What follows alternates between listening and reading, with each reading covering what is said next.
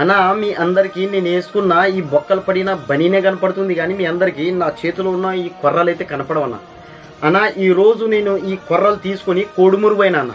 కోడుమూరులోన కొర్ర మిల్లల్లోన కొనే వ్యక్తిని అడిగిన, అన్న ఈ కొర్రలు తీసుకుంటావా అని. ఆయన ఏమన్నాడో తెలుసా, ఈ కొర్రలు కుక్కలు కానీ కోళ్ళు కానీ కొంగలు కానీ తినవంటన్న. ఎవరు తింటారన్న ఈ కొర్రలు అన్న? ఈ కొర్ర మీద అయితే ఒట్టేసి చెప్తున్నా, స్వయాన నా చెమట ఓడిచి పండించిన కొర్రలు అన్నవి అన్న.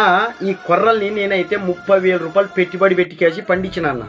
అన్న నేను అనుకున్న రేటుకే అమ్ముకుంటే నాకు లాభం వస్తుందన్న. ఎట్లా అంటే 3,500 లెక్క అమ్ముకుంటే కింటానికి నాకైతే పైన ఒక 10,000 రూపాయలు లాభం వస్తుందన్న.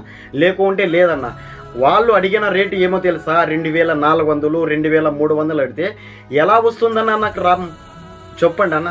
లాభం అయితే రాదన్న నాకు. ఇది నేను నష్టానికే అమ్ముకోవాలన్నా.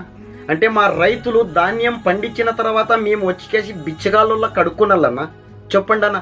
మేమే కానీ ఈ రైతులు పంట పండించిన తర్వాత ఈ ధాన్యంని అమ్మనట్లు పెడితే మీరేం తింటారన్న కంచంలో వేసుకొని? చెప్పండి. మన భారతదేశంలో ఉన్న ప్రతి ఒక్క మనిషిని అడుగుతున్నా, నేనైతే ప్రశ్న ఇస్తున్నా మిమ్మల్ని అందరినీ. ఏం తింటారన్న మీరు? బిచ్చం అడుక్కునేకు వాల్యూ ఉండేది, రైతుకు వాల్యూ లేదన్న. పంట పండించినోనికి చెప్పండి అన్న. ఉంటా అన్న. ఎంత గొప్పోళ్ళరా మీరు.